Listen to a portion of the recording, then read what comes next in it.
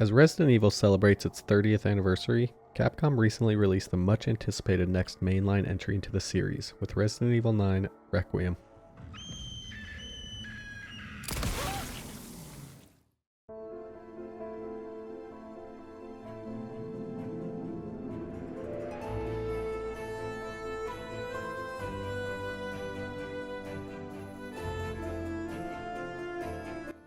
My absolute love of the series has grown exponentially throughout the years, to the point where I now consider it my favorite series by a wide margin.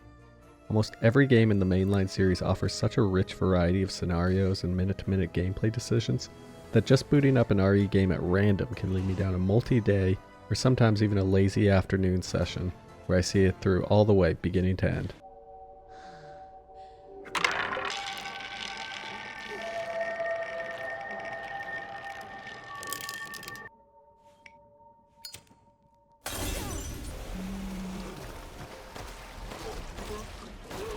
RE9 carries on in this regard and is so plainly fun as a video game. Resident Evil's always elicit a desire to play the game again and again, and it's probably my favorite thing about the series. It's seriously hard to beat any of these games just one time. The second I beat Resident Evil 9, I immediately knew I wanted to delve back in and play it again. And again. And now all of a sudden I'm sitting at 64 hours played within just a month of the game being released.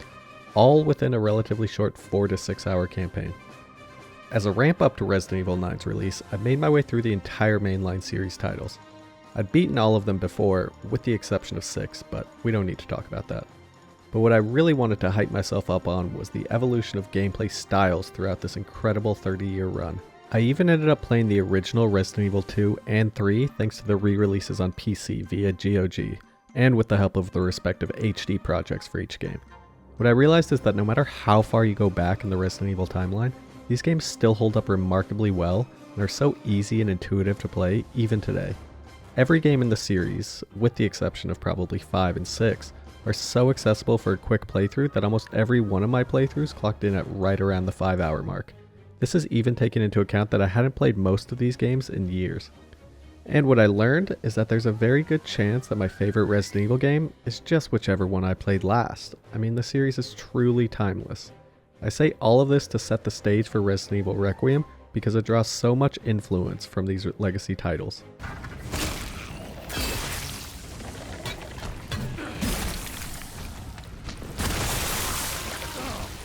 For the better part of Resident Evil's 30-year history, the series has been seesawing between similar but also competing gameplay styles.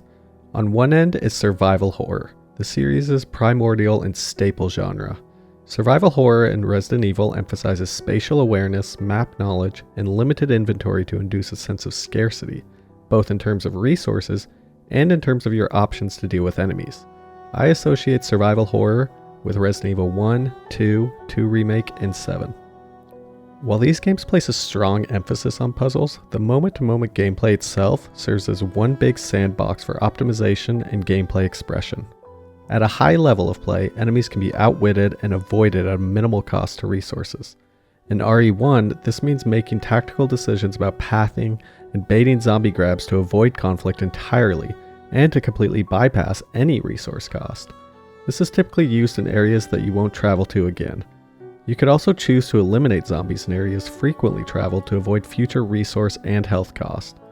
This is compounded with the emergence of Crimson Heads, whereas taking out a zombie is no longer enough to remove the threat permanently.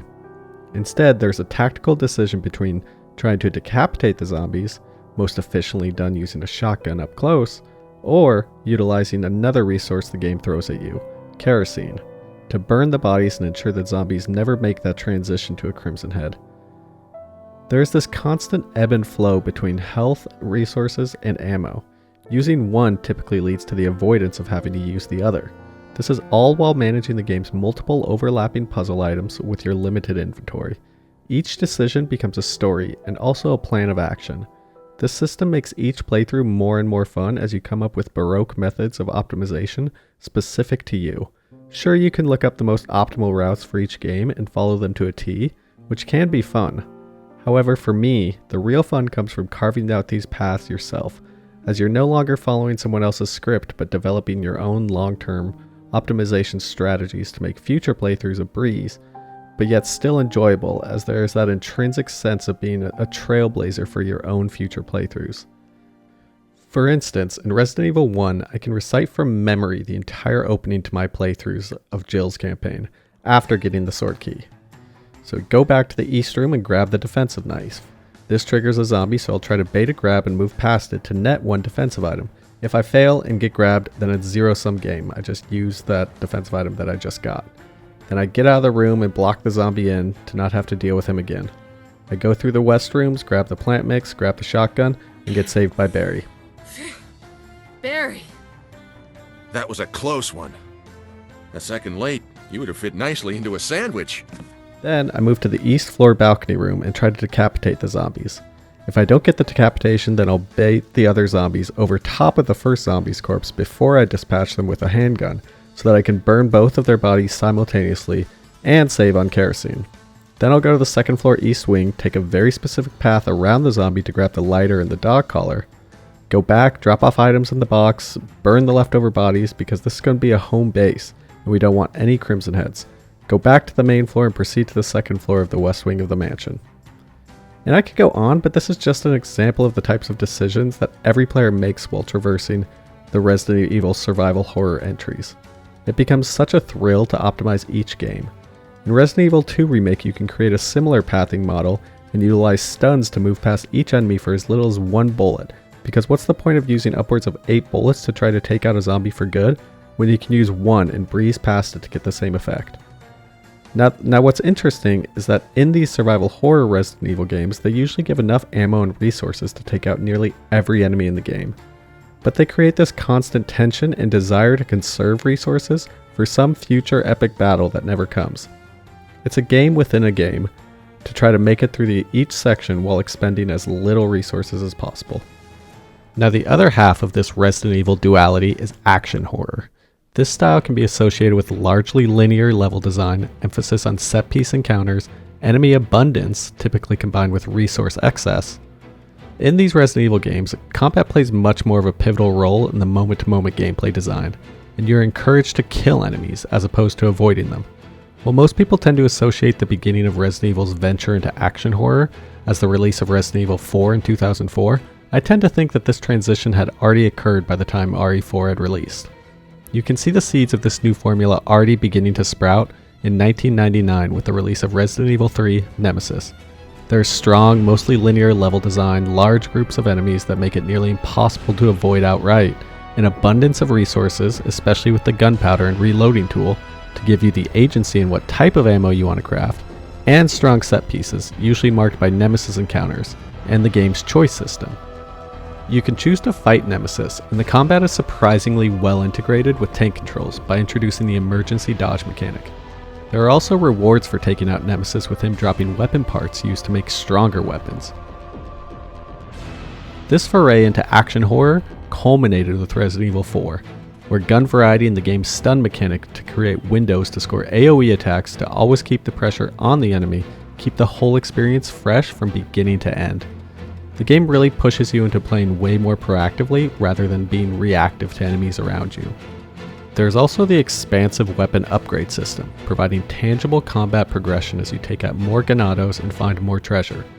As you progress through the game, there's a strong sense of getting stronger and more capable at taking out the ever-increasing amount of enemies and their unique varieties. It is the ultimate example of combat style expression, and has been instrumental in shaping countless number of other games' designs after this point.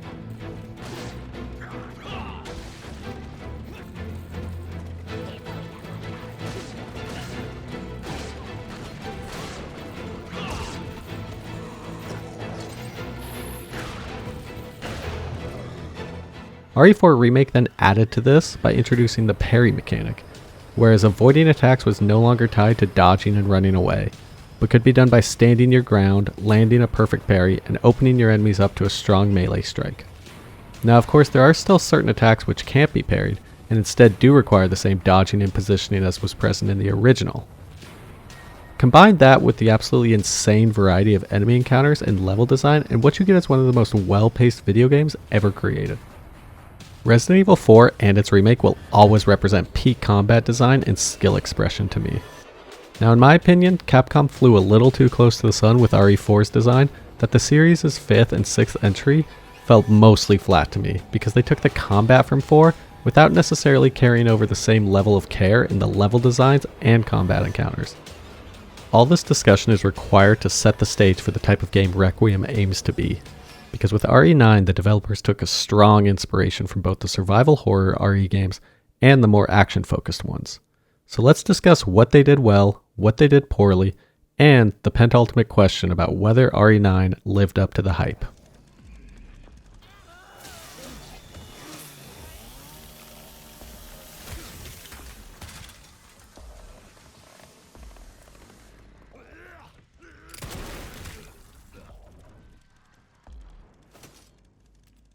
Resident Evil 9 is unique in that it doesn't exclusively offer either a survival horror experience or an action horror one, but bakes in both styles of gameplay through the two playable characters. Resident Evil 8 Village seemingly attempted to do the same thing with its House Beneviento section, but it fell slightly flat mostly because there was no survival element. Instead, it was a puzzle section with horror sprinkled in. With RE9 on the other hand, Capcom went back to their roots to craft Grace's gameplay, leaning heavily on survival horror, deep exploration, and an emphasis on rewarding, careful resource management and enemy avoidance. With Leon, the pendulum swings and we see a return to form with a combat system akin to Resident Evil 4 Remake. Leon's parry is back, combat is emphasized, and resources are plenty. As a die-hard Resident Evil fan, this melding of competing genres is exactly what I had hoped for throughout the marketing cycle of RE9. My dream, and what I think a lot of other people's dreams were, is a game that somehow combines the classic survival horror with the more modern action horror that Capcom has refined over the years. And for any fan, that's exactly what we got, albeit in a way that I still think will leave more people wanting rather than satisfied. It's still a masterpiece, and I think how Capcom handled competing gameplay styles is truly a testament to the quality of their games, especially in recent years. Resident Evil 9 is also unique in that it offers players multiple perspectives to tailor their journey. For both Leon and Grace, players have the option of choosing between either a first-person perspective or a third-person one. The game recommends players to do Grace's sections in first-person and Leon's in third-person, which makes objective sense. But what surprised me is that both perspectives offer surprisingly good gameplay, more so in the case of Grace's sections. Grace plays just as well in third-person as she does in first-person. Now, I'm a Resident Evil purist in the sense that I always view third person as the way to experience Resident Evil, and the work that Capcom did to make Grace's third person animations so polished should be commendable. It is a far cry from what I view as a lazy attempt to do the same thing in RE8. In RE8, Capcom added after launch an option to play the game in third person, but for me, it's just clunky. Firstly, there's no true camera rotation separate from aiming. I think Capcom's insistence that Ethan is faceless and we are never meant to see it is just a lazy excuse for it, especially considering we already know what Ethan's face looks like. It's all been data mined, you can view it on the camera, everything. Secondly, RE8 forces this perspective decision to be done at the main menu, with no option to change it during gameplay. Now with RE9, the option is available and open at any time. No matter where you're at during gameplay, you can always hop into the options menu and switch perspectives on the fly and find whatever is most comfortable to you. I probably agree with Capcom's assessment that Grace's sections play a little better in first person, creating an emphasis on horror and tight claustrophobic gameplay, but they're also equally enjoyable in third person. The audio design is also spectacular with Grace in first person, mostly with how they convey horror and the feeling that an enemy is right behind you. For instance, whenever you're getting chased by something, the game's audio will still be loud, giving the impression that whatever is chasing you is right behind you, leading to this true sense of panic. But yet, when you turn around, you realize just how much leeway you have, especially in the game's scripted chase sequences.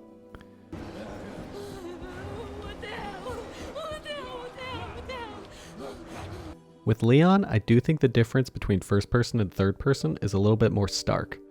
Leon's gameplay is primarily meant to be experienced in third person, akin to Resident Evil 4. His gameplay isn't bad in first person, it is actually quite good because it feels like a true FPS Resident Evil game. His movement is more consistent and all of the movement inertia present in third person is gone. I love playing Leon in third person, but the skating animation, if you change directions left or right quickly, does get a bit old and kind of breaks my immersion.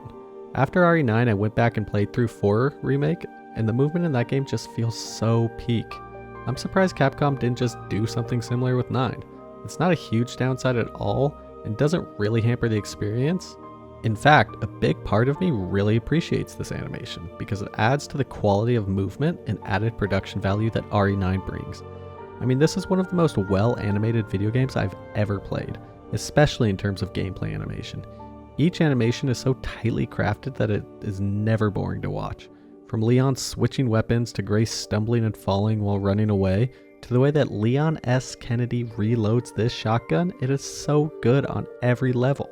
There's animations for aiming when you're close to an enemy, and then there's even an aiming animation after a parry or a melee attack, where Leon has the gun to his hip, and it's so good, you just feel like Cowboy Kennedy. Besides the camera, there's also a level of interactivity between the two characters as you swap between them, slightly similar to the zapping mechanic in the original RE2. Now the system in 9 isn't nearly as in-depth as an A-B scenario, but it does offer some cool gameplay moments. For instance, Grace can avoid as many enemies as possible in the care center, only get one of the 3 main puzzle items, and leave the majority of enemies for Leon to clean up, making Grace's return and subsequent hunt for the remainder of the necessary items a breeze. Grace can also go around and collect all the blood Leon created with his carnage, and use it for crafting in Grace's following section. The problem with this is that after you return to the care center as Grace, there's really only one solid stretch left of non-scripted Grace gameplay. And this comes hours later and is relatively short.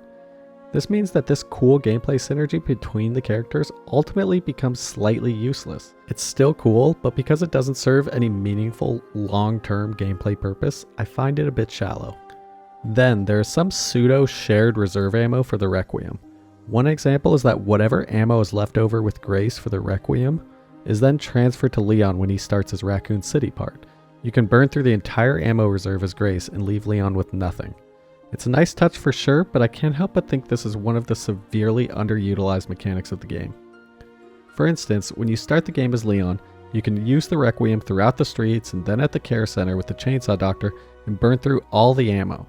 But yet within the 2 seconds between Leon exiting this arena and running into Grace and giving her the Requiem, Leon somehow found time to reload the entire gun with enough bullets to drop 4 into the girl and leave Grace with 1. And yet, if you conserve all the ammo and don't use any of it, Grace will still only start the care center with just 1 bullet. Now just imagine this for a second. You get less shots as Leon, but maybe this time there's an extra chainsaw or a couple more enemies, so you're incentivized to use it. And depending on how you want to approach Leon's gameplay, you can leave Grace with either 3 bullets or 0 bullets. 3 bullets with Grace is enough to take out the chef or Chunk, or you could permanently use them for emergencies. Then, what if on Grace's way to the basement while carrying Emily, she drops the Requiem where Leon can go and grab it for his part of the care center, and for his first encounter with the giant blister brutes. Grace benefits from not having it in the basement because then it suits Grace's crawl through the basement a bit more.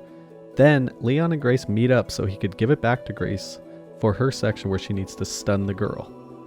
This would have given a lot of weight to the titular Magnum and made the fact that both characters share it more of an actual gameplay impact. I feel like Capcom wanted this system to be more prevalent, but didn't want to commit fully to the idea as to avoid any potential for soft locks if Grace didn't have enough ammo. My final piece of overarching criticism of the game, before I get into gushing, has to do with the New Game Plus option, or lack of option, or to put it more accurately, the lack of an option for any sort of fresh save playthrough after beating the game one time. Once you beat the game once, every single subsequent playthrough of the game is forever changed, and you can never go back to experiencing the game as you did that first time. Firstly, Leon now obtains credits from fallen enemies from the very start.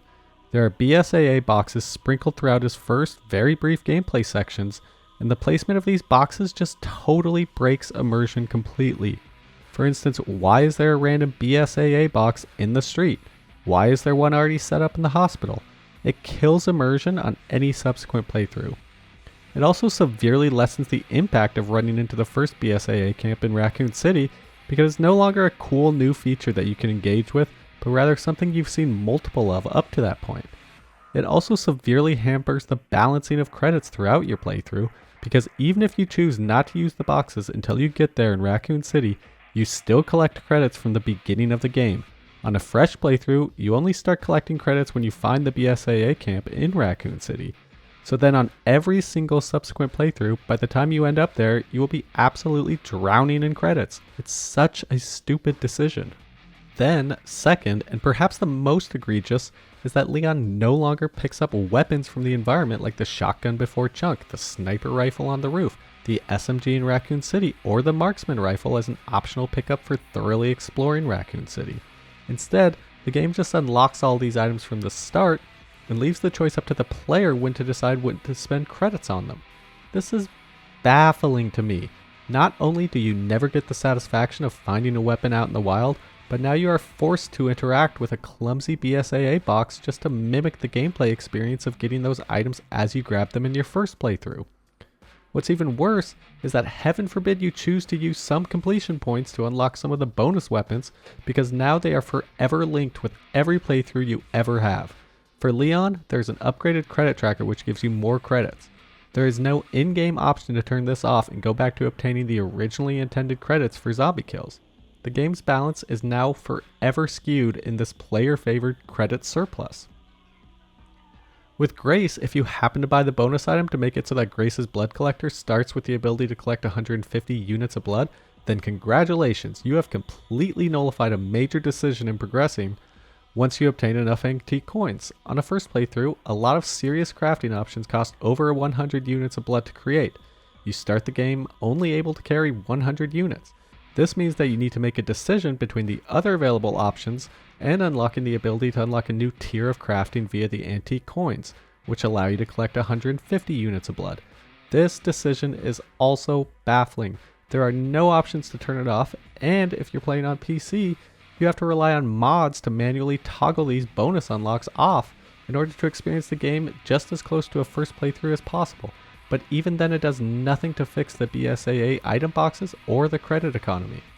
My favorite thing to do in Resident Evil 4 Remake is to boot up a fresh save file and just play the game as if it were my first time, going through the natural power progression of the weapons and loot available and beating the game that way. Now, RE4 Remake also had bonus unlocks, but unlike RE9, these were options and not the new status quo for future playthroughs. You had to choose to equip an accessory or choose to take a bonus weapon from the box. Even with the purchased exclusive upgrade tickets, you could still just opt to just not use them and wait for them to be available in-game. The fact that in RE9 there's no way to replicate a first playthrough is honestly a big mark against the game, especially for a series that's known for repeat playthroughs. I still love the experience as a whole, but I can't help but think how stupid of a decision it was. Regardless, RE9 is still far and above one of my favorite RE games that has ever come out. I put it easily in the top 4 of the mainline entries, and depending on the day, probably 3, but this decision just blows my mind.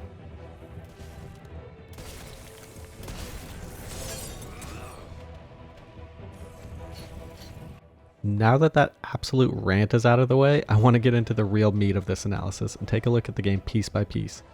Firstly, I want to give my brief thoughts about the story and Resident Evil stories in general.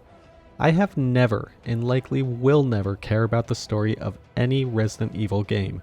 The stories are merely skeletons for which to place the characters in unique gameplay scenarios. I'm all on board for the overarching umbrella is bad, bioweapons are bad motif, but in terms of moment-to-moment story, I don't really care. They are all nonsense for the most part, and have been nonsense from early on. Capcom doesn't care about some overarching canon, so why should we as the audience? I consider each game as having its own separate story, and whatever happens, happens. Sure, there are callbacks and brief overlaps, but honestly, who cares? The gameplay is what we're all here for. Wesker, you're pathetic. Now that being said, I did find myself surprisingly compelled by the story that RE9 presented. It's mostly due to the amazing performances of Leon, Grace, Gideon, and Fake Wesker. I just still find each cutscene pretty gripping, and that's not something I could say for most RE games. The animation, the fidelity of the character models, and the performances from the actors add so much to the story in this game that I almost forgot what a complete jumble of nonsense the story actually is. I mean, this is a story where Grace endangers a blind girl to have her solve some puzzle which could easily be brute forced, only for said girl to be capped by Leon when she transforms. Then, Grace willingly goes with the clear bad guys of the plot for God knows what reason. Then, we find out that Spencer, the guy who the entire series' premise is based on, the fact that he was a bioterrorist playing God, had a sudden change of heart and actually created an antidote to all the viruses he carefully created.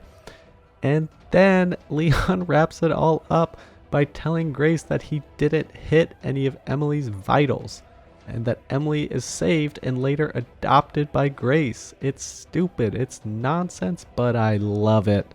In the moment, it all is pretty compelling, and the acting is top notch. That's why I don't really care about who the fuck Leon is married to, or who the fuck the connections are. All that matters to me is whether the story is compelling as you're playing it. And for Requiem, it was, and I'm happy about that. Now, let's get into the gameplay, starting with Grace. Her first bit is pretty scary and really pulls you into the world. I really enjoyed this first part because I think it sets the stage for the whole game. The hotel also looks downright gorgeous, with the curtains blowing in the breeze and then with the lightning strike which paints the room in light. I enjoyed the brief section with teenage Grace and Alyssa Ashcroft too. I think it helps set the stage for the MO disc becoming a key feature later on. Grace gets sedated by Gideon and then we jump perspectives to Leon. This opening Leon section absolutely kicks ass. The chaos of Gideon infecting everyone to Leon making his way through the panic-stricken crowd just oozes aura. I can't stress enough just how cool this section is to push through the crowds of civilians and try to take out as many zombies as possible. This is also a great introduction to Leon's combat. We get to see his parry mechanic with the axe and get introduced to the sharpening mechanic. Gone are the days of limited durability for parries. Instead, the game ties restoring durability with an animation of sharpening the axe. I love this system. I think it's a perfect evolution of the parry mechanic from RE4 Remake because the utility of the axe attacks make it somewhat viable as a weapon in and of itself. Attacking with the axe can help stun enemies, which is a stark contrast from the knife of RE4 Remake. We also get introduced to the melee attacks and the game's stun mechanic, which I think is one of the coolest additions to RE9's combat. First of all, the melee attacks feel great, and I love how enemies ragdoll. Second, with a well-placed melee attack, you can kick enemies into other structures and walls, and when they collide with something else, then it puts them in this execution state where they can be insta-killed. It adds a nice layer of depth to the combat because especially later on in the game, when they start introducing blister heads, you can tactically position yourself to try to stun these enemies into walls to trigger this execution and save on a tremendous amount of resources because the blister heads are tanky. We also get a taste of the combat music that accompanies Leon throughout his first introduction, and let me tell you, it's one of the most thematically appropriate and badass themes throughout all of Resident Evil. The score matches the action-focused intensity of Leon's combat sections so well. It reminds me so much of the Doom Eternal combat music, and that is absolutely the highest praise I can give for any combat music in any game.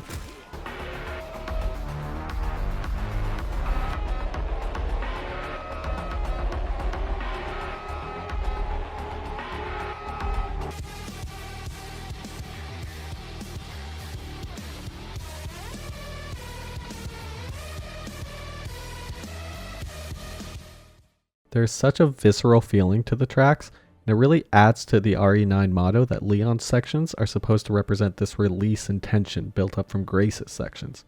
When you clear all enemies as Leon and the music fades out, you can just feel it in your soul. Let me just name off a few of the tracks from Leon's sections. There's Ravenous, Burst Their Heads, Baptism by Blood,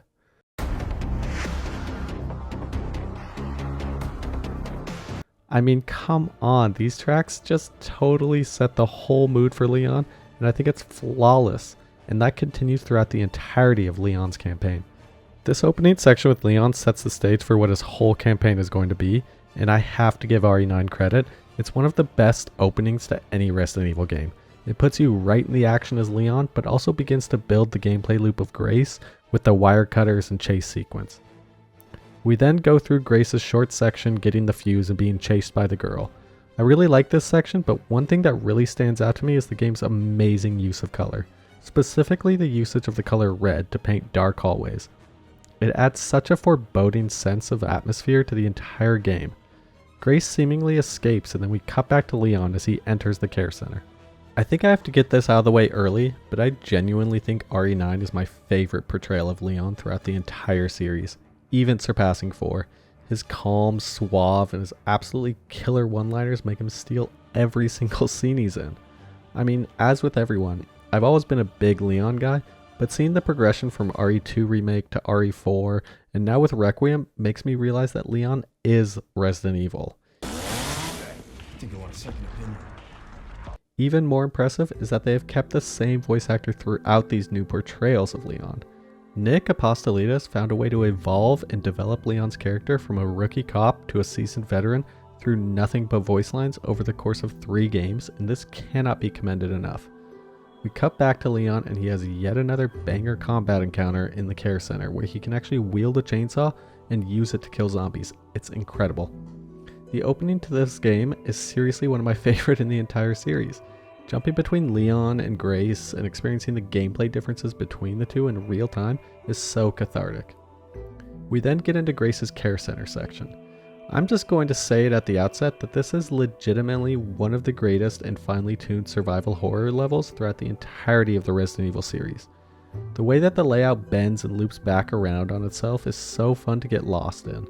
The care center is split between the East Wing and West Wing, very similar to RE1's Spencer Mansion and RE2's RPD. You find yourself going between the 2 wings to look for puzzle items, and it becomes this super interesting game of figuring out the best routes for traveling in between the 2 wings. Another really awesome detail is how zombie positions reset if you return to the main hall or travel far enough away. This behavior reminds me so much of how in RE1, zombie positions reset as you transition between doors. This allows you another avenue for AI manipulation and gives the player more options for optimization of routes. To give an example, in RE1, there's a hallway in the West Wing first floor near where the tiger statue is. There are usually 2 zombies in this room, but knowing where they are positioned when you enter allows you to quickly skirt around their blind side and get through the area without expending any resources, and to do it consistently. Just look at this clip where I'm going back and forth, not using any ammo, but still getting to where I need to go.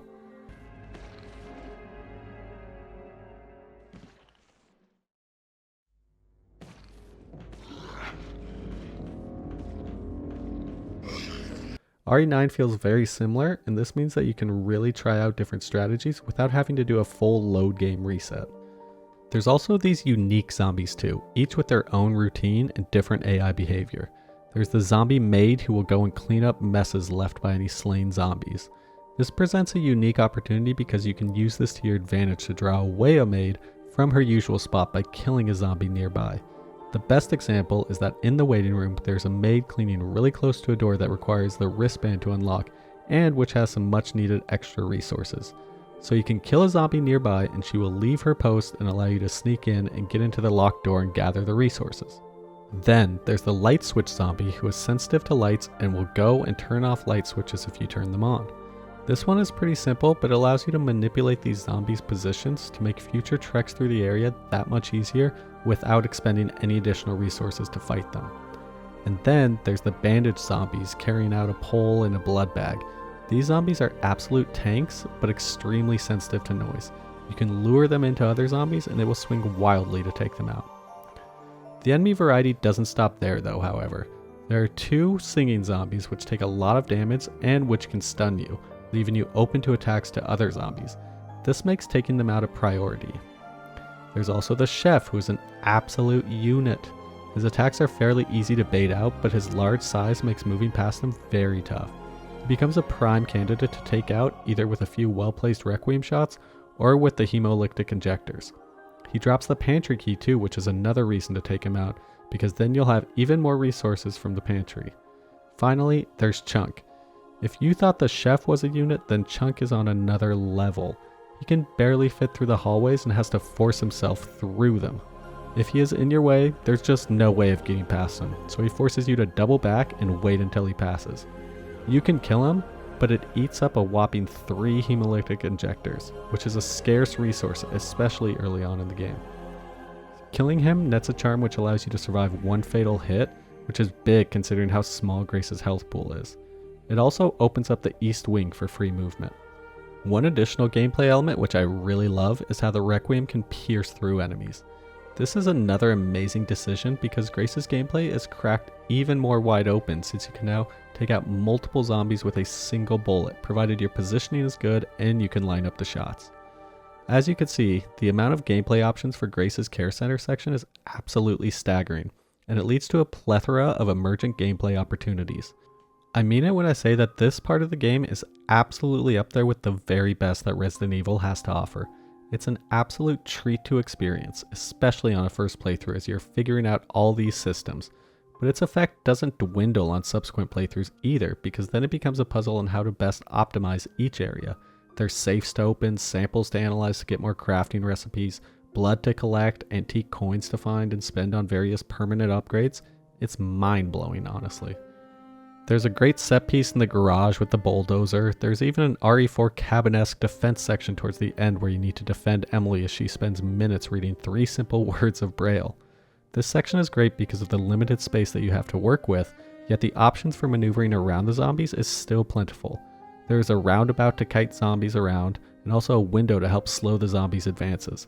Then, as a climax, the game turns one of those zombies into a blister head and forces you to deal with them in such a small space, which really tests the player's movement. There's just so much gameplay variety here. We then switch back to Leon and we get that release of tension that the developers wanted. Chunk was this giant, almost unkillable obstacle as Grace, but the first thing you do as Leon is take one out. You then jump down onto the care center as Leon and absolutely fuck everything up. It's this ultimate power trip because of Leon's arsenal and combat capabilities. All of these zombies which you were sneaking around as Grace all of a sudden become target practice, and you get to paint the clean white walls of the care center red with the blood. It's a cathartic experience, and it is so satisfying to go around and clean up the zombies. It's the best that Resident Evil can get. It's a perfect blend between the old survival horror and the new action horror that Capcom perfected with RE4 Remake. There's an awesome defense section with Leon in the director's office where we get more Leon combat. This is a good time to mention Leon's gun parry / finisher move that can be pulled off when an enemy is close to death and when you shoot it while it is attacking. Leon does this sweet parry where he literally puts the gun right up to the zombie and finishes it off. It's hard to pull this move off consistently, but when it happens it looks so cool and feels so satisfying. With Leon we also get the option to throw weapons or swing them if an enemy is close enough. This can either instantly kill a zombie or put them into a stagger state and leave them open to an axe execution. This is another layer of depth for Leon, as you can prioritize enemies with throwable weapons to then turn the tide in your favor. Plus, blister heads can take so many shots to bring down, and if you use the throwables correctly, you can take one out without expending any ammo, which feels extremely satisfying. Here I can also touch on one of my criticisms of Leon's gameplay, and that is how small each combat arena is. The director's office is incredibly small, which really places an emphasis on parrying, as avoiding or outmaneuvering enemies is kind of out of the question. This is a common theme with RE9, and I can't help but think that this subtracts from the heights the combat could have reached. It's still near perfect for what it is, but let's just compare some of the combat arenas to ones in the RE4 remake. In RE9, almost every enemy encounter, with few exceptions, takes place on this horizontal plane. You are almost always going to be on the same horizontal plane as all of your enemies throughout an encounter. There is hardly any verticality or combat arenas where movement and spacing can be used to your advantage. The obvious counterexample would be the big arena in Raccoon City where you have to take out a giant blister tank so that you can move the platform. Now there is some vertical options here, but the only way to go a floor up is to get to the entire other side of the room through linear horizontal corridors in order to even have a chance to get a vertical advantage over enemies. I don't consider the mortar section as offering any sort of vertical options either, because you don't need to interact with enemies on higher ground, other than just shooting them to stop the mortar fire. I'm struggling to even think of other examples where verticality plays any role at all in Leon's gameplay. I think the one place I'd love to see it is with the gas station encounter in Raccoon City. This is one of my favorite encounters in the game, but yet it doesn't utilize the roof of the gas station, which is already accessible. Instead, it places a bunch of horizontal route blockers via the fire that spreads as the fight progresses. It's still an awesome encounter, but I can't help but think how much better it would be with more enemies and the option to go up onto the roof to open up more options in terms of gameplay. Now let's compare this to RE4 Remake. There are so many combat arenas where the verticality plays a pivotal role in how the fights play out, and give the player more options on how to deal with enemies. I mean, just off the top of my head, there's the village with the roof you can go on, water hall with the archers attacking you from the second floor, the Twin Chainsaw Sisters arena with the pathway up that loops back around, the cabin, Dynamite Village, the farm, the castle hall with the bridge and the Red Zealot, the Red Zealot room with the chandelier in the middle. I mean, I could go on and on. The point is that in RE4, there's so much variety of enemy encounters, and each one of those encounters makes you think about the play space that you're in so differently to anything that RE9 presents. And this is a shame because RE9 has some of the best combat I've ever played in Resident Evil, but it's just so limited by the encounters that they throw you in. Like, they could have came up with so many more options for gameplay variety just in terms of like these combat arenas that, I don't know, it just falls a little flat for me, especially when you compare it to RE4 Remake. Turning back to RE9, we then go to Grace's basement section, which presents less gameplay variety in terms of the zombie behavior, but more variety in terms of the environment. There are 3 plugs you need to find, but each plug only unlocks access to a particular section of the basement and also illuminates that section to keep the girl at bay. Oh yeah, this entire section you're being stalked by the girl, which presents an ever-present threat and forces you to think about your paths more carefully. There are a few optional areas to explore for more resources, but for the most part, it's a pretty scripted area. We also get this absolutely breathtaking grinder processing section. You go down onto this conveyor belt and the grinder starts and enemies start waking up, and my jaw was on the floor for this section my first playthrough. It's such a fun encounter. You have to try to avoid the zombies or stun them, all while making sure to avoid the grinder yourself. This requires careful movement and also makes you stun enemies to get the prompt to shove them down, sealing their fate to the grinder. It's so gory and heart-pounding, it's one of my favorite set pieces in the entire game, and probably the entire series. We then switch to a short Leon sniping section where he is protecting Grace, and this is fun for sure. You then have a small combat section in the chapel, which is really fun, especially considering how many zombies there are, all while you're trying to deal with a giant blister tank. It's an awesome section. I'm not going to again nitpick the small combat arena, but it's present here too. Regardless, the fight's still fun and it's pretty tense. We then go through Grace's final big section of the first half of the game, and it's more of a scripted set piece than it is an actual gameplay bit. The game gives you more than enough Requiem bullets for the one time you need to stun the girl, which mitigates any need for saving bullets up to that point. Regardless, it's still fun and is still tense as hell. It also serves a nice conclusion as you finally get to take out the girl, which has been a constant threat since the beginning of the game. I'll also highlight some of the story here because I do think there are some hype moments. Firstly, we get Leon taking out Emily's mutated form while Grace begs him to stop shooting.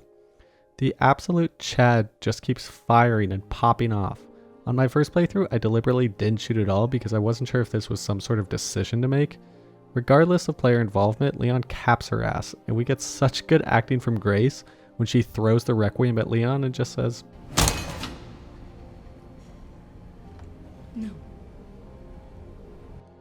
We all know what Leon's actor brings to the table in terms of acting, and it continues in RE9, but what really impressed me is just how well developed Grace is. Her actress, Angela St. Albano, did such a remarkable job. She conveys this anxiety-ridden young FBI analyst so well. You really can feel the terror in her voice as she goes through this situation. There's been some commentary on all the stuttering, but for me, it's kind of endearing and it's acted incredibly well.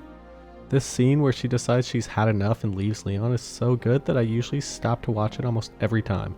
We then get the reveal of Zeno, a clear clone of Wesker. When I saw this, my jaw was on the floor yet again. Having just played all the mainline RE games, RE5 is fresh in my mind, and despite how this motherfucker was burnt alive in a volcano, and how he ate not one, but 2 rocket launchers straight to the dome, they still managed to bring him back as a clone for RE9. Capcom are a bunch of wily bastards, and I love it. When I was reading discourse after the game released, I read a bunch of comments not sure about whether it was Wesker or not, and that just really blew my mind. I mean, it's the same voice actor as Wesker in the RE4 remake, and he looks almost identical to Wesker. There really shouldn't even be a debate. Up to this point, I felt a little underwhelmed by Leon's sections. I just felt like I loved them so much, but they were over so quick that it really never gave me a chance to sink my teeth into how he actually plays. That all changes when we get full control of Leon for the second half of the game as he goes back to Raccoon City. This time, we get to really sink our teeth into Leon as a character and how he plays gameplay-wise. It feels so nice to have the game split up this way. We get flashes of Leon throughout the care center, but I like how the opening half really focuses in on Grace and then focuses on Leon for the second half. In the first few minutes of playing as Leon in Raccoon City, we get it, ladies and gentlemen. We get the return of the spider in RE. I am so hyped that Capcom brought back the spider in the form of a boss fight. Spiders were present in the first 3 mainline games, but for whatever reason, they haven't made a return since now. It's an awesome fight, and this whole set piece is a great way to kick off Leon's Raccoon City section. Leon's gameplay then opens up a bit with plenty of optional explorable areas as you try to collect different detonator parts to blow up a gate to finally get deeper into the city. This is really where Leon's sections shine. I genuinely love the enemy encounters throughout this section. We get introduced to zombie BSAA soldiers, which helps switch up the variety of enemies. We also get the mortar section on the roof, which is great. You can even use the mortars back against the enemies akin to the cannon sections in RE4 Remake. There's also the gas station fight, which I briefly mentioned earlier, and this is one of my favorite encounters in the entire game. There's an armored chainsaw enemy, and we can get a sweet chainsaw clash between Leon and the enemy, and it is so fucking hype, honestly. We also make our way across a fallen skyscraper. Here, there's a section where we can shoot the glass underneath zombies, causing them to drop. I love this section. It was a unique gameplay mechanic which presents an interesting situation for players. The game even throws in a grenade zombie so that if you shoot him too close, you'll fall with him. It's awesome and unique, and I'm so happy with it. We then go through a couple more awesome encounters, including a lift section similar to RE4's castle elevator. You can shoot the enemies off the side, and you have to manage spacing and also the enemies so you don't get overwhelmed. I do wish this lift was a bit bigger, as it is so thin that there's really no real viability to moving around and positioning yourself. But this just goes back to my prior comments on the combat arenas being extremely limited and claustrophobic. With this, Raccoon City is done. I really enjoyed this section, as we really get a chance to dig into Leon's gameplay and optimize how we can play him. I would love to see more of this type of level design in future Resident Evils. I really enjoy when the game gives a big hub area, and you have the freedom to explore it at your own pace and direction. In RE4 Remake there was the lake area, and in RE9 there's Raccoon City. Then, we get to Leon's dirt bike section. I hear a lot of people compare this to some RE6 type set piece, but for me it's much more akin to RE4's minecart section. It's a short section with on-the-rail shooting, and I thought it was fun. I love the moment when the man literally dirt bikes up a fucking building and jumps to the other side with the crater from Raccoon City in the background. It's so epic. There's also a great jousting bit with Gideon, which I also thought was cool. We finally get into Leon's return to the RPD. I love how you go through the same route to the station as you did in RE2 Remake, going down the stairs with RPD exposing itself right as you crest up the stairs. It evokes this extreme sense of nostalgia, and Capcom knows it. It milks the nostalgia quite a bit, but one thing I will say about RE9 is that I feel like it does these nostalgic homages very tastefully, and it never really feels forced. It reminds me of Snake's journey back to Shadow Moses in MGS4 in terms of how tasteful it is. This section is pretty slow in terms of gameplay, as you really get an opportunity to soak in the atmosphere and enjoy the trip down memory lane, which I think is a great choice. There's also so many little character Easter eggs to enjoy. There's the Stars office, Jill's beret from RE1, Chris's jacket, an Easter egg hunt from Barry, the infamous picture of Rebecca that Wesker has. There's also tofu from the extra modes of RE2. It's really awesome, honestly. The section is so short but rich in detail that it feels fun to go through, and especially rewarding if you've played the RE2 remake. Plus the soundtrack in the main hall is a haunting rendition of the RE2 music, and it just hits hard.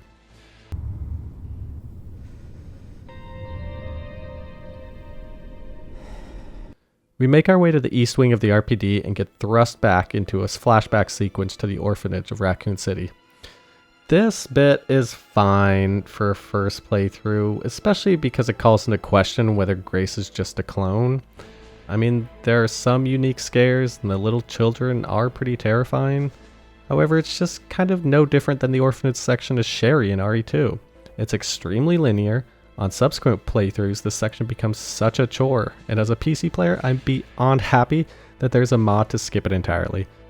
I just think it serves no gameplay purpose and no real story purpose either after a first playthrough when you learn that this isn't Grace and this isn't some Grace clone.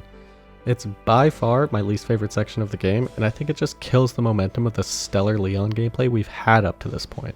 There's no reason to have it into the game other than padding. Imagine a world where we don't have this section and we go from Leon RPD directly into Leon's fight with Mr. X after the RPD. Like, why is the orphanage in here? I don't get it. It just breaks everything up in such a weird way. Regardless, you play it. It's 5-8 minutes of kind of nothing, which sucks on subsequent playthroughs, but for a first playthrough, it's fine. It's whatever. It is what you want it to be. We return to Leon as he confronts Wesker, and when Leon shoots at him and Wesker does his iconic shoulder roll dodge, it's so cool. Zeno also makes reference to RE5, saying that he doesn't have any time to spare to deal with Leon. Then Mr. X breaks through the ceiling, and this legit had me floored. I have no idea how he still exists, or how they made another Mr. X, but honestly, I could care less. This section is epic as you run away from Mr. X, and then it culminates with a boss fight where Mr. X transforms into his tyrant version. I love this boss fight, and I think it really shows a progression of Leon as a character. In RE2, you have to rely on positioning to try to outmaneuver Mr. X, and would always get hit because you don't have the same movement. But here, you can actually parry him and be way more offensive in terms of gameplay. I also love how you can parry him and he just turns his head to look at Leon, almost shocked that Leon just parried one of his attacks. It's really cool. Then, almost immediately after this, we go through this underground section culminating with a boss fight with Plant 43. Now, I thought it was amazing that we saw spiders back in Resident Evil, but fighting Plant 43 was on another level. I love RE1, and making the vigil to kill Plant 42 or fight it straight up with Chris is one of the highlights of the game for me. Plant 43's inclusion in RE9, to me, shows Capcom's commitment to return to their roots with enemy variety that was so present in the earlier titles. It's a beautiful homage, and a pretty satisfying gameplay encounter. Then, right after this boss fight, we finally enter the ARC facility and almost immediately come into contact with Special Forces units. If you were to tell me before the launch of RE9 that it would feature combat encounters with armed soldiers, I would have not thought that it was a good sign at all for the game. But surprisingly, these encounters work extremely well. It uses the crouching and cover system perfectly, and it's fun to stalk around while the enemies try to flank you and get the upper hand on you. I actually feel like there's some intelligent AI here, the way that they coordinate and make it hard to pinpoint where they will be, and try to ambush them. We then get a slightly larger encounter with them with the option to free a licker and cause chaos. This is brilliant. And then we get a fight with motherfucking Hunk. This one was way more of a shock to me than the Mr. X return. Hunk has always been a sort of weird side character within the RE franchise. I mean, he's in an extra mode in RE2 and in Mercenaries in RE4, so he definitely is familiar, but I never thought I would see him take up sizable space in a main campaign of an RE game. When Hunk is revealed, and I heard that it was the same voice actor from RE2, I was just so happy. There is so much aura that he has as the Grim Reaper, just getting to the chance to go toe-to-toe with him was just epic in every sense of the word. Plus, you don't have a hair on your ass unless you let Hunk snap Leon's neck just to see the iconic animation.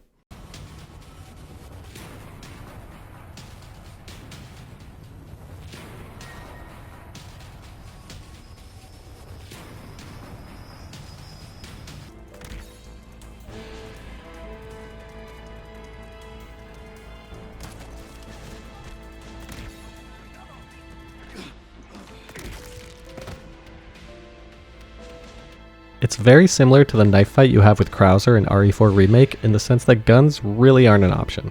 You have to go toe-to-toe with him and parry his attacks to open up space for counterattacks. I do think the knife fight with Krauser is far and away better than the Hunk fight, but the Hunk fight just has so much swag, so much hype behind it that I was legitimately losing my mind during the entirety of it. I mean, looking back at it, Leon's sections are just bangers after bangers of encounter designs. There's always something fresh to experience and a new set piece to go through. Between Raccoon City, the RPD, and Tyrant boss fight, Plant 43, and then the Elite Soldiers and Hunk, there's just so much variety here that it's some of the best the series has ever done.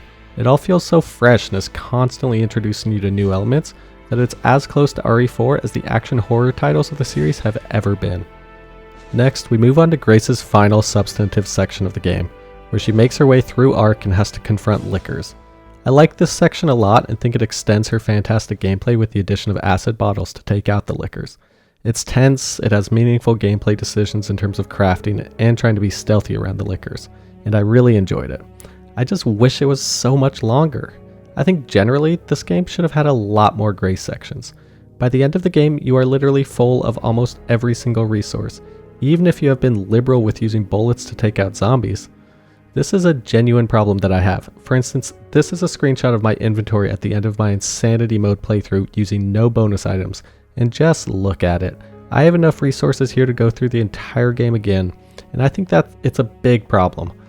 Grace should have had some climactic boss encounter or something at the very least to be a cathartic resource dump. It feels pretty bad to me to have nearly 100 handgun bullets at the end of the game, and this is even when I use them very liberally. We finally hit the home stretch with Leon and do a couple of liquor encounters, which I think is incredibly satisfying. Much like the progression we felt between games with the Tyrant version of Mr. X, we feel a similar elevation of power through Leon's ability to handle liquors much more easily. They don't go down easy by any stretch of the imagination, but it's so easy to tell how much more capable Leon is at this stage of his life, post RE4. Now I know I said I wasn't going to talk about the story, but the ending of this game is so wonderfully dumb that it's hard not to talk about it. Although it's very well acted, the script is nonsense. First, we have a bizarre choice by Capcom to make the story about how Oswald Spencer, a man accountable for millions of deaths across the years, and who made it his life's purpose to test human beings and create bioweapons, suddenly have a change of heart and actually develop a cure? Then when Grace releases the cure, Zeno doesn't even think twice before stabbing himself in the neck with it. It's lazy and it makes no sense. Also, the game's latter half builds up Zeno to be the main antagonist, but yet Gideon comes crawling back out of nowhere to just unceremoniously decapitate Zeno. The whole thing makes no sense. And believe me, I do not expect anything about a Resident Evil story to make that much sense, but this just feels on another level. It's like the developers spent the latter half building up Zeno, only to realize they forgot about Gideon, so they shoehorned in a cinematic where he turns out he's the main baddie. There's also this pseudo end-of-game choice, but really it isn't much of a choice at all. One ending leads to the actual climactic boss fight, and the other leads to Leon getting absolutely worked by Zeno in a cutscene and executed. Imagine how much more interesting this choice would have been if choosing to destroy Elpis led to an actual boss fight with Zeno. Even if the boss fight is unwinnable and the same outcome happens either way, wouldn't have it at least been a little bit more interesting to demonstrate Zeno's power through gameplay rather than a cutscene? Regardless, we release Elpis and then we have our final fight with Gideon. I like the first phase and enjoy the parrying.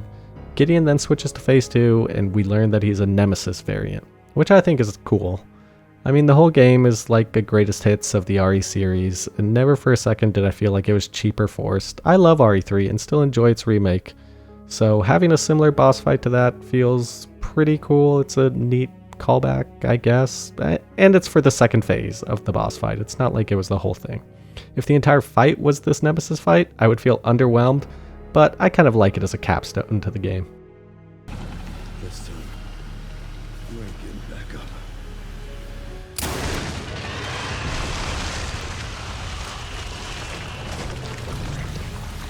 And with that, RE9 is wrapped up. Overall, I was so happy with this game. I've reached a point where now every single Resident Evil launch will get me incredibly hyped, and I'll savor every second of it. It is a staple series for me, and time and time again, Capcom has delivered. Whether I think it's the best in the series or not is irrelevant. These games just produce such a desire to play them and replay them again and again. I think that if I was stranded on a desert island and only had access to one video game series, I would choose Resident Evil. There are so many things the game did right, and while I do have my fair share of criticisms, I think it did remarkably well in accomplishing what it set out to do. Before I give my closing thoughts, I do want to take the opportunity to discuss the game's Insanity difficulty mode. Playing Resident Evil games on the hardest difficulty is something that I absolutely relish, as it presents an opportunity to put your mastery to the test in a harder, more intense experience. I think RE4's professional fresh save game playthrough is something that the series should strive for. It presents such a nice challenge with parrying being limited to only perfect parries, and enemy aggression being bumped up. With RE9, I was satisfied with Insanity mode, particularly with Grace's Care Center section. There's enough variety in terms of switch-ups to the standard mode that I think is definitely worth playing on a fresh save file. I mean, going through Grace's sections on Insanity was some of the most fun I've had in a Resident Evil game. The enemies are tougher, some items are switched around, and it really forces the player to study and adapt. Figuring out the puzzle that was the Care Center was so much fun. It features a whole new antique coin inventory, and even extra coins being sprinkled throughout, and different enemy encounters and item locations. For instance, the chef no longer drops the pantry key as it is now locked behind a closet in the waiting room. Then, once you get the pantry key, there are now 3 zombies in the pantry that weren't present in the standard difficulty, and you have to deal with them. The rest of Insanity feels pretty close to the standard experience, with enemies obviously being a lot more tanky and there being more of an emphasis on how Leon chooses to upgrade his weapons. The one downside, as I mentioned earlier, is that there's no option to do a fresh save Insanity run without any of the bonus items or meta progression.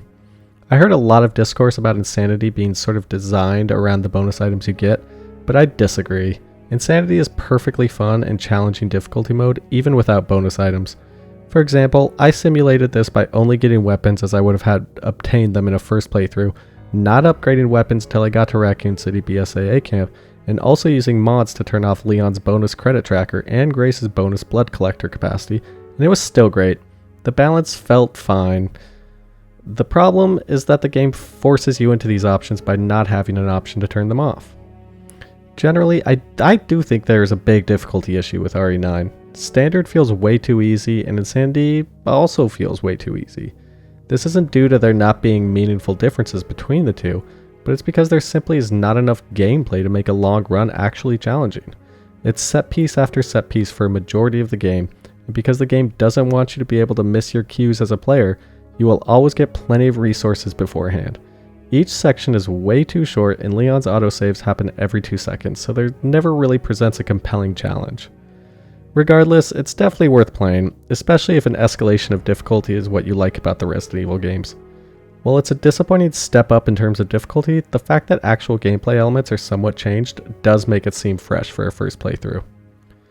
I would urge everybody to avoid the trap of trying to trivialize Insanity by bringing in infinite ammo or a bunch of the bonus weapons, because I just think it spoils the game. Adding bonus weapons just robs you of the opportunity to challenge yourself, and for a game this short and this easy on standard, I think you'll want that extra challenge. For me, RE9 represents a true return to form for what the series has represented over the last 30 years. It's a non-stop thrill ride the entire duration, switching between survival horror and action horror seamlessly while giving each genre their own respective time to shine. Overall though, as the title of this video suggests, there is not enough of it to really feel like it's a perfect entry into the series. There just isn't enough of either character. I guess it's probably a good sign if my overarching critique is that I just wish there was more of the game, but I genuinely feel it. I want more Grace and more Leon.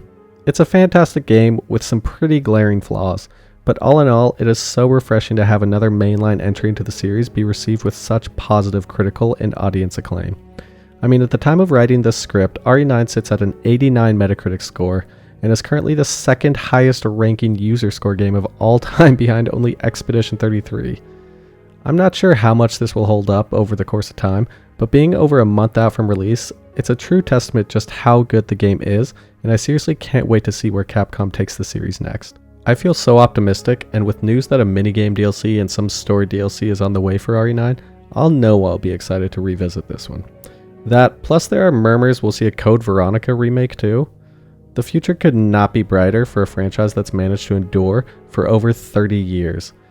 And that just goes to show how esteemed this franchise is, because as we can see with RE9, Capcom has still found ways to elevate and evolve the franchise, and with Requiem, they delivered yet another classic in a series full of classics. Thanks for watching. I think I want a second opinion. Where's everyone going? Bingo? Women. Sadler, You're small time. No. Excuse me. Women.